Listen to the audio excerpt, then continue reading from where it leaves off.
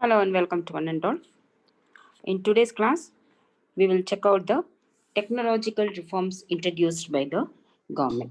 So in the previous class, we checked on what were all the institutional reforms, like the land reforms, introduced in order to increase the agricultural productivity and production in the country. So in this class, we will check out what are all the technological reforms introduced in the country. Actually, we all know that the productivity in Indian agriculture is very, very low. We have checked out the causes, isn't it? What are all the causes for low productivity in Indian agriculture? So mostly it is because of the fact that the farmers were using the traditional methods of cultivation, and uh, more than half the percentage of the land area in the country not having the irrigation facilities. So the main thing is the farmers have to use the modern methods of cultivation with the irrigation facilities. So that is the only solution to increase the agricultural productivity in the country. So that is the technological reforms. But before introducing the technological reforms, the structure in the agricultural sector, the we have seen, isn't it, the structural impediments. The man-land relationship was very, very defective.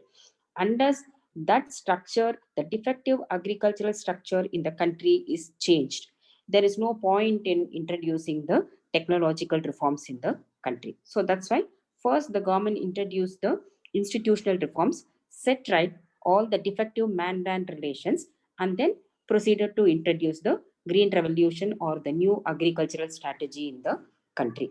Okay, so this green revolution was also known as the new agricultural strategy. So this strategy was introduced in the country in 1960s. Okay, so basically this is what is this new agricultural strategy? This is nothing but introducing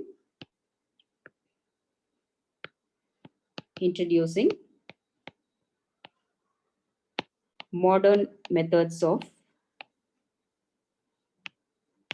cultivation, including hybrid varieties of seeds, using fertilizers, pesticides, assured water supply, assured water supply in the sense that with irrigation facilities.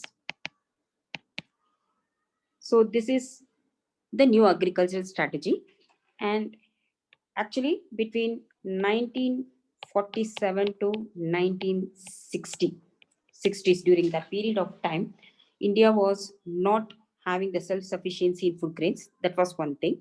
And another thing is, Indian agriculture, it was always prone to famine and droughts and other things, and it was very, very unstable. So we had to depend upon imports from the other countries. So in order to set right this situation, the government wanted to improve the agricultural productivity. So this hybrid varieties of seeds, actually first it was introduced by an American agronomist named Norman E. Borlaug. So he was an American agronomist. So during 1940s, he made certain research, and in Mexico the crops were dying because of they couldn't some disease were affecting the crops, and the crops were dying, they couldn't withstand that disease.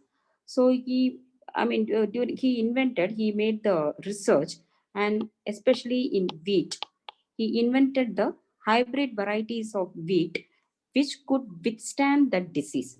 So this became this was in Mexico. So this became, it was a tremendous success. It was also called as a wonder wheat.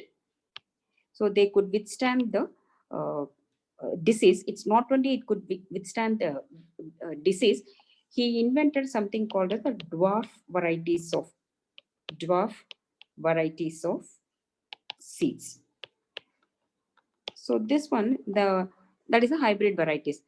So the main feature of this dwarf varieties of seeds or this hybrid varieties of seeds is that they could mature very fast. So mature very fast in the sense that earlier, for example, the paddy or wheat for the cultivation, it would take almost 5 months or 6 months to, I mean, for the process to be completed. I mean, it could mature one day. It will take that much period of time. So the remaining part of the time, so only the paddy and all requires wheat requires a lot of water. So the farmers could cultivate only during the monsoon season, and with the entire monsoon season they will be cultivating only that particular crop, because it will take a long time, and the remaining part of the time they were lying idle. That's why the seasonal unemployment happening there. But this hybrid varieties of seeds, they could mature very fast. So that means what it could mature within 2 to 3 months. So the remaining part of the year, so 3 months they could cultivate the main crop, and the remaining part of the year they could cultivate the different varieties of crops. So this one, the yield was also more, and also the crop rotation became possible, and the farmers could cultivate, use the land throughout the year. So this was happening in Mexico. So that's why the result was very tremendous with this dwarf varieties or the hybrid varieties of seeds introduced by Norman E. Borlaug. So then, because in 1947 and 1960s, our country was, agricultural production in our country was very unstable. The government wanted to try it out, the same technique in our country also. So initially, the government launched a program called as the Intensive Agricultural Development Program, meaning the process of green revolution started in our country.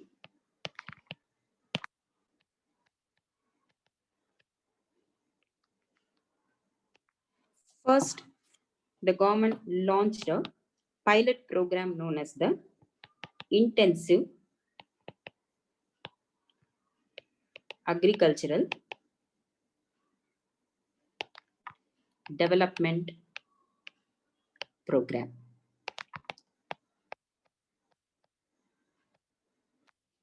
This is IADP. So this was in 1960. Initially, this was the first program tried out as a trial method. The government introduced this program as a, that's why it is as a pilot program. Now, what is the meaning of this intensive? See, there are two types of cultivation. One is the extensive cultivation, and another one is the intensive cultivation. Now, in order to increase the agricultural productivity, what what could be done to increase the production and productivity in agriculture in any country for that matter? One thing what the country can do is bring more and more area of land under cultivation. So that could increase the production, total production in the country. That is what is called as the extensive cultivation. But we all know that no country has unlimited supply of land for cultivation. So what the countries can do with the same available land, more and more scientific methods of cultivation should be applied so that the productivity can increase. So that is the intensive cultivation. So that is that is this program, Intensive Agriculture Development Program. Okay, so this program, the government selected 7 districts. So 7 districts were selected by the government. I mean, these 7 districts were selected in such a way that the area, I mean, the districts or the area selected by the government should be very normal. That means it should have the well-developed municipalities or panchayats, and the climatic conditions should be reasonably favorable. Okay, and the soil or whatever it is, it should be reasonably fertile. So like that, I mean, it should, I mean, the area should not be prone to too much of drought, or should not be prone to too much of floods or something. So the climatic conditions, everything should be reasonably favorable. So like that, the government selected 7 districts in the country, and in those 7 districts, the farmers were given all the agricultural inputs, all the agricultural inputs containing all the hybrid varieties of seeds, fertilizers, pesticides, and proper water supply. Everything is given to the farmers in those districts in one package. That's why it is also called as the package program. And tried out this method in these 7 districts, and it became very successful. So the yield was increasing tremendously by using all these agricultural inputs in that same piece of land in all those 7 districts. That's why the intensive agricultural district program. So since it became successful, the government extended the program and renamed it as intensive agricultural area program. Okay, intensive agricultural area program. So the same program, whatever this agricultural inputs which the government had given to the farmers in that 7 districts, the same thing was extended to. So this one was launched in 1964-65. So the same thing, the government extended this program to 114 districts.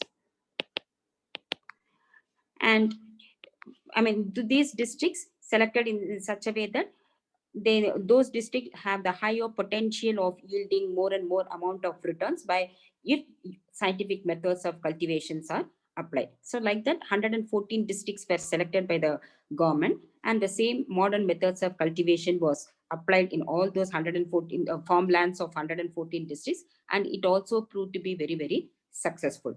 And later, the government introduced the high yielding variety program, HYVP. So this is also called as the new agricultural strategy, because the green revolution was successful mainly because of the hybrid varieties of seeds. So this was a new agricultural strategy in 1966-67. So this one was through the, by the renowned agricultural scientist of our country, Mr. M.S. Swaminathan. So he introduced in India the high yielding varieties of hybrid varieties of seeds and fertilizers. So he was also known as the father of green revolution in India. Mr. M.S. Swaminathan, father of green revolution in India. So anyway, so this high yielding varieties program, they could mature very fast. I mean, what are all the factors involved in high yielding variety programs was factors. First one, it involves high yielding varieties of seeds. So that's why the dwarf varieties we will say. So there's a hybrid varieties of seeds. See, for example, in wheat, it was something like, then there are different names: Sonalika, Kalyan Sona, and in rice, it is Jaya. These are the different names of the hybrid varieties of seeds. So then we have IR7, IR8, Sona Masuri. So all these are the hybrid varieties of seeds. So these seeds could mature very fast, and this is the first program involved in the high yielding varieties programs. And another thing is this increased use of fertilizers and pesticides. Otherwise, it will not work. Okay. So these hybrid varieties of seeds, they require a lot of water, assured water supply, and they require the application of fertilizers and pesticides. Otherwise, this hybrid varieties of seeds program will not work out. Okay. And increased irrigation facilities. So this was involved in the high yielding variety program. That's why it is also called as the new agricultural strategy. And together came to be called as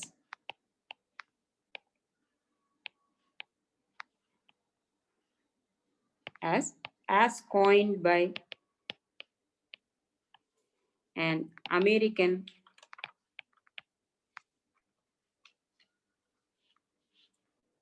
this was one William S. God. So he was the administrator of the US Agency for International Development.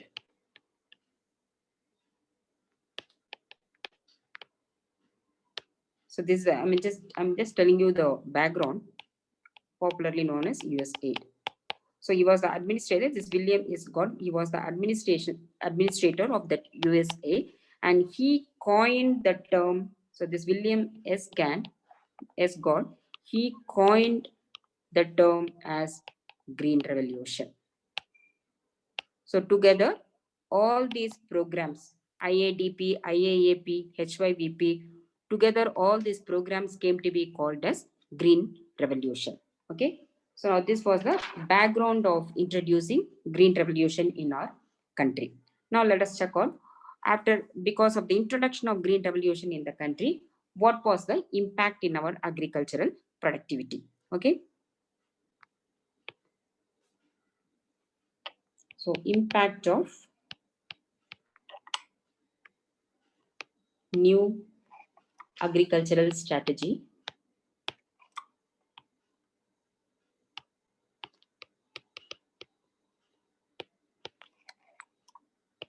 HYVP on Indian economy.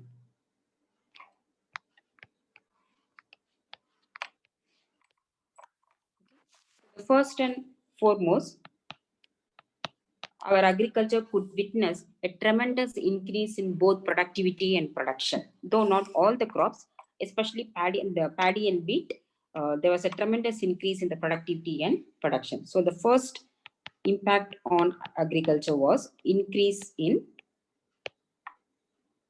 agriculture productivity and production. Okay, so based on the data, so the wheat productivity, I mean, we'll just comparing the data before Green Revolution and after Green Revolution. So the wheat productivity increased from approximately around 663 kgs per hectare in 1950-51 to 1307 kgs per hectare in 1970-71. After the introduction of Green Revolution in 1965-66, this was the increase in the productivity of wheat. And as far as rice productivity is concerned, so rice productivity increased from 688 kgs per hectare in 1950-51 to 1123 kgs per hectare in 1970-71. And as far as the mostly these two crops only benefited to the maximum extent out of Green Revolution. So the total food grain production in our country increased from 50.8 million tons in 1950-51 to 108.4 million tons in 1970-71, and by 1976, that is exactly 10 years after the introduction of Green Revolution, India became self-sufficient in food grain. That's the achievement of Green Revolution. So till then, we had to depend heavily on imports of food grains from the other countries, and that too simultaneously. We all know that, we have all seen that simultaneously the population was also increasing at an enormous rate. So finally, because thanks to the Green Revolution, within 10 years, India became self-sufficient in food grains. So even though the population was increasing, we were able to attain the self-sufficiency in food grains. So that is the most tremendous achievement of Green Revolution. So that is the first impact. Okay. Then the second impact of Green Revolution is how it could, Green Revolution, increase the employment opportunities in the country. Okay. So employment. So now what is happening? Because of the introduction of new agricultural strategy, so there were some changes happening in the method of cultivation, in the processes of cultivation in the farm. So first impact was, there was a huge increase in the area under crops. So because of the rise in the productivity and production of uh, all these crops, food grains, more and more areas could be brought under cultivation. Okay, so there was more and more people could get the employment opportunities because of that reason. Okay, then that is the first thing. And Green Revolution, it also facilitated, I mentioned to you, multiple cropping. Multiple cropping means cultivating more than one crop in a piece of land in a year. So because since these varieties of seeds, they could mature very fast, farmers could cultivate the main crop for 4 months, one crop, main crop, and then the remaining 3 months, another crop. The remaining period of time, the different dry crop which doesn't require that much of water. Like that, throughout the year, the farmers were able to cultivate in the same piece of land. So multiple cropping became possible because of the maturity, the fast maturity of these hybrid varieties of seeds. So it's a multiple cropping due to early maturity of HYV seeds. So, and the processes involved and the continuous work was there, and the processes also, the number of processes involved also increased. So this created diverse employment opportunities. So many processes are involved in harvesting or whatever it is required in the cultivation of crop. So because of the increase in the number of processes and because of the multiple cropping in the same piece of land throughout the year, so many diverse employment opportunities became possible for the people in the rural area. So which created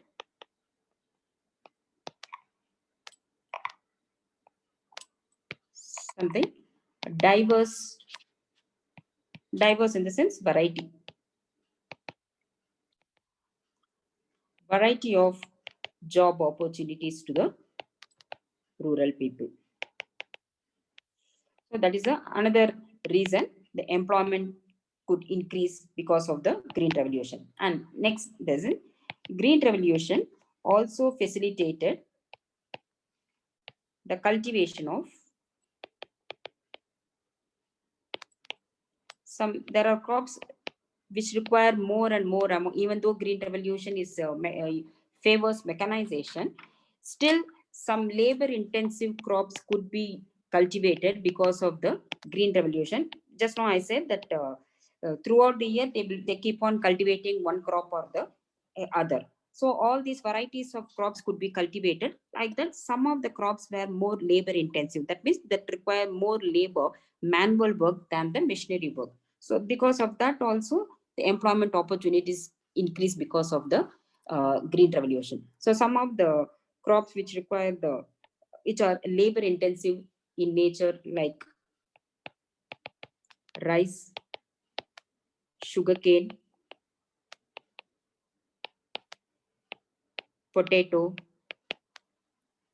vegetables, and fruits. So all these different varieties of crops could be cultivated, and these kind of crops there are more labor intensive. So this also increase the employment opportunities in the rural areas. So which increase the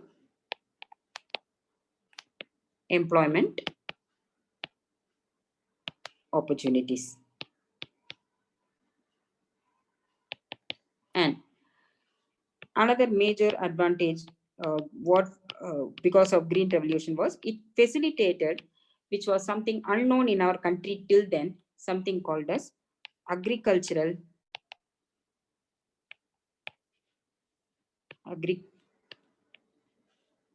agriculture retailing.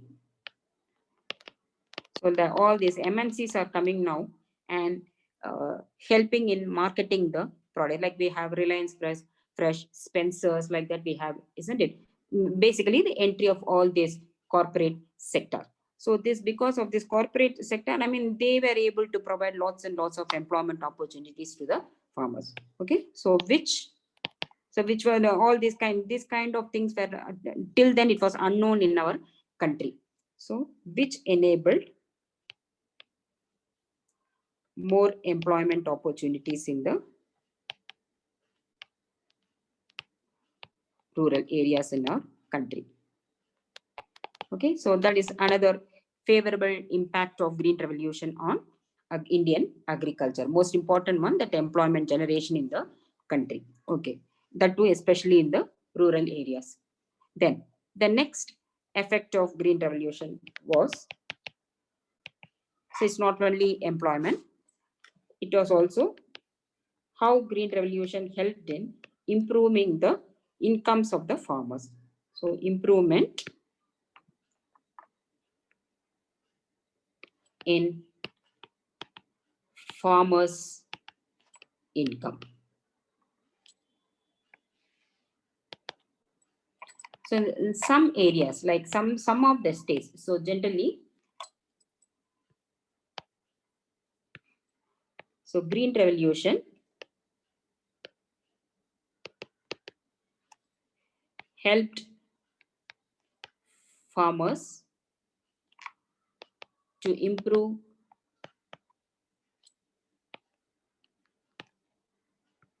their incomes. Some of the, especially in these states like Kerala, Madhya Pradesh, AP, Andhra Pradesh, Tamil Nadu, Gujarat, Punjab, Haryana, and Himachal Pradesh. So what was the reason the farmers' income increased? Because it was due to one thing. They could avoid that because of the entry of agricultural retailing. The middlemen were avoided. So the farmers could directly sell to the retail company. So there were no middlemen there. So that commission is avoided. So because of that, the farmers' income could increase. So selling directly to the retail companies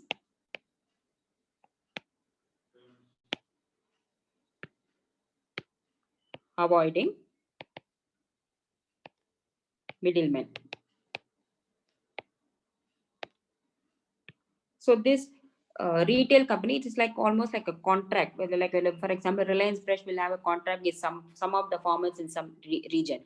So based on that contract, uh, continuously they will be purchasing only from the farmers from that particular area, and they were providing all the helps to the all whatever the help required to the farmers, all this being provided to the by the company to the farmers, like giving them advance, giving them all the whatever the agricultural inputs required, and then helping them to store the crops, the warehousing facilities, and finally enabling them to sell directly to them, and whatever the help required to the farmers. So based on the contract, all these retail companies, they were providing to the farmers. So there were no middlemen, for no agency for anything between the retail company and the farmers. So because of that, the income of the farmers increased.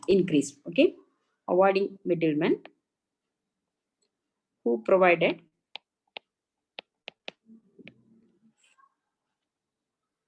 better remuneration to the farmers, better incomes or remuneration to the farmers. Okay, and the second thing what they could the farmers were they were able to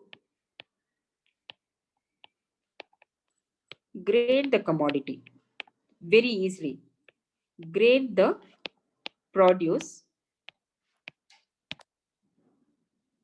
in the field itself, in the field itself by using simple technology.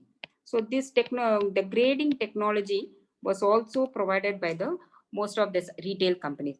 So what is this grading? So the grading is nothing but, so grading means separating the produce, whatever the crops that are cultivated by the farmer, that is the produce, according to their quality, according to their quality. So you must have heard something called as the ISI or Agmark. So these are all the branded one, will say, isn't it? These are all the graded product. The graded, especially the agriculture products which are graded, they will be stamped with the symbol Agmark. So that says, this specifies that the produce is of superior quality. So this automatically the graded products will fetch a better price to the farmers, isn't it?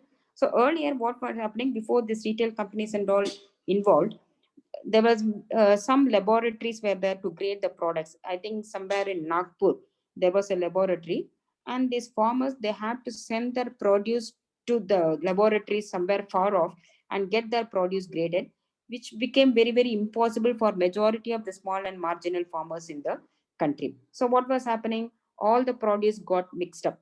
Like a cheaper quality and the superior quality, everything got mixed up because there were no sufficient facility to grade their commodities. So none of the majority of the farmers, even the farmers who were producing, who were cultivating the superior quality crops, they were also not able to get better income, better price for their commodity because everything was mixed up. Now that problem was avoided now with the introduction of very simple technique through which the farmers can grade their produce in the field itself. Some simple technology was invented, evolved, so they were able to grade their produce in the field itself. So then because of that, they were able to get better price if their commodity, if their produce happens to be of superior quality. So through that also, the farmers income increased tremendously. Okay, then the next area was improvement in exports. So improvement exports. Earlier, India was an importer of food grain. So from being an importer of food grains, after the introduction of Green Revolution, India became the exporter of food grains. Okay. So still some more points are there, which I will continue with my next class. Okay. So still it is not over. So, and then there are also some criticisms in Green Revolution. So up to here, I hope all of you understood. I'll continue with the remaining points in my next class. Okay. So if you find this video useful, please like, share, and subscribe. And until my next class, next video, take care. Bye-bye.